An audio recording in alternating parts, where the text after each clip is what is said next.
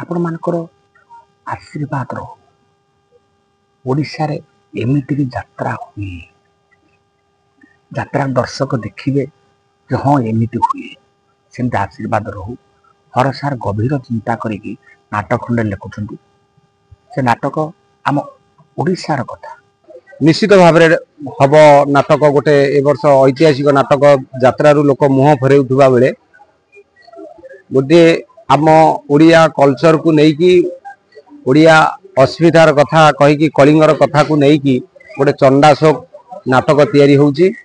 मु सर्वप्रथमे धौली यात्रा धौली गणनाट्य तरफ आम टीम तरफ ओडिशा रो यात्रा प्रेमी बंधु मानू मोर मथा नुआ प्रणाम। जेमती वर्ष पूर्व वर्ष दीर्घ दिन धरी धौली गणनाट्य को लोकंर जो भरोसा विश्वास अच्छी ये वर्ष भी जो जो पूर्व वर्ष जो चली ये वर्ष जो नाटक चारिखंड देइला ये दर्शकों मन को छुईला।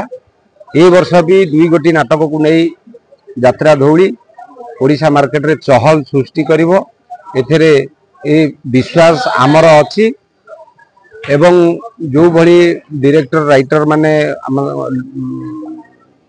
चॉइस करिजु निश्चित भाव हम नाटक गोटे ए वर्ष ऐतिहासिक नाटक यात्रा लोक मुह फेराउवा बेले गोटे आम ओडिया कल्चर को लेकिन ओडिया अस्मितार कथा कहीकि कलिंगर कथा को लेकिन गोटे चंडाशोक नाटक तैयारी होउची।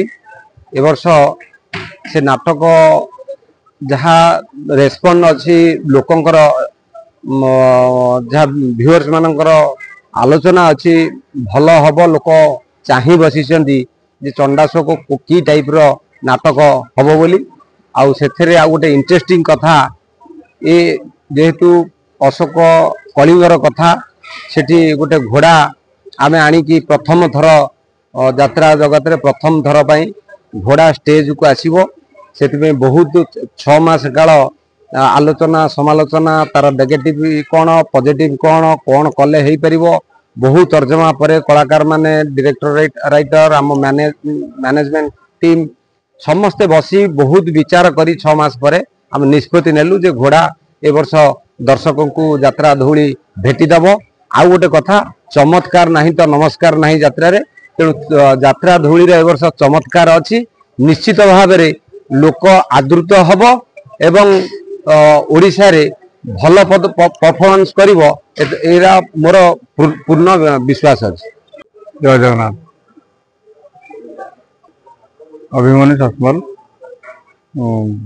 यात्रा धौली मुख्य परिचालक शुभ मुहूर्त आज आमर आखड़ा स्थल आज आखड़ा पूजा सरला आम ए वर्ष गोटे नुआ रिक्स नहीं यात्रा नाटक करने जाऊँ चंडाशोक ये एक ऐतिहासिक नाटक धौली यात्रा धौली गोटा नामकरण अनुसार जो चंडाशोक धौली पहाड़ उपर युद्ध होता से युद्ध को नहीं बहुत film Odia film Hindi film तेणुक आम प्रथम रिक्स नहीं यात्रा करने जाऊँ चंडाशोक तेणुक गोटे घोड़ा क्या आज पर्यंत स्टेज उपर घोड़ा जाता घोड़ा आम बहुत गुटे आलोचना पर्यालोचना होता तेणुक से चंडाशोक नाटक को नहीं सारा ओडिशा रे गोटे चांचल्य सृष्टि देखा केते दूर दर्शक ग्रहण कर हाइलाइट हो बोलिया माँ जहाँ जना पड़ी भल चली मु कृष्णा आपण मान समस्त जानी थे यात्रा धौली वर्तमान कार्यरत अच्छी एवं नेक्स्ट ईयर भी कार्यरत रही मु उपस्थापना करे एवं गीत गाए तो कही रखी यात्रा धौली दीटा नुआ नाटक होगा जाऊँचे तो दीटा नाटक बहुत सुंदर है आपण मैंने देखिए एवं जो 4टा नाटक पुणा नाटक अच्छी से नाटक भी बहुत भल है तो मुझे चाहिए दर्शक बंधु मान आसतु एवं यात्रा धौली नाटक मान सब देख दीटा नुटा नाटक हूँ गोटे हूँ बहुत फेमस हो गलानी से नाटक चंडाशोक आउ गोटे नेक्स्ट नाटक भी अच्छे ହଁ ସେଇଟା ଆମ ବାବୁ ଯିଏ ବିଶ୍ୱଜିତ ରାଜ ସେ କିଛି ନୂଆ କରିବା ପାଇଁ ଚାହିଁଲେ ଯେହେତୁ ଘୋଡାକୁ ନେଇକି ଚଣ୍ଡାଶୋକ ନାଟକ ଉପରେ ଆପଣମାନେ ଦେଖିବେ, ମୁଁ ତ କହିଦେଲେ ସବୁ ସରିଯିବ, ଦେଖିଲେ ଜାଣିବେ। ନମସ୍କାର ଦର୍ଶକ ବନ୍ଧୁ, ନମସ୍କାର। ମୁଁ ଲକ୍ଷ୍ମୀଧର ନାୟକ, ଶ୍ରୀଯୁକ୍ତ ବାବୁନି ରାଜଙ୍କ ପ୍ରଯୋଜିତ ଯାତ୍ରା ଧଉଳିରେ ଗଲା ବର୍ଷ ଥିଲି, ଏ ବର୍ଷ ପୁଣି ରହିଲି 2 ବର୍ଷ। ଆମର ଆଜି ଆଖଡ଼ା ପୂଜା, କିନ୍ତୁ ଆ ପୂର୍ବରୁ ଆମର 15-20 ଦିନ ଆଗରୁ ଚଣ୍ଡାଶୋକ ନାଟକ ରିହର୍ସାଲ ଆରମ୍ଭ ହେଇଯାଇଥିଲା। 3ଟା ସିନ୍ ହେଇଯାଇଥିଲା, କାରଣ ଯାତ୍ରା ଆମର ଚାଲିଥିଲା, ସେଠୁ ଆମେ ଷ୍ଟପ୍ ରଖିଥିଲୁ। ଆଜି ଆମର ଆରମ୍ଭ। ଶ୍ରୀଯୁକ୍ତ ହର ବାରିକଙ୍କ ଗଭୀର ଚିନ୍ତାର ନାଟକ ଚଣ୍ଡାଶୋକ। ଆପଣମାନଙ୍କର ଆଶୀର୍ବାଦ ରହୁ। ଓଡ଼ିଶାରେ ଏମିତି ବି ଯାତ୍ରା ହୁଏ, ଯାତ୍ରା ଦର୍ଶକ ଦେଖିବେ ଯେ ହଁ ଏମିତି ହୁଏ, ସେମିତି ଆଶୀର୍ବାଦ ରହୁ। ହର ସାର୍ ଗଭୀର ଚିନ୍ତା କରିକି ନାଟକ ଖଣ୍ଡେ ଲେଖୁଛନ୍ତି। ସେ ନାଟକ ଆମ ଓଡ଼ିଶାର କଥା,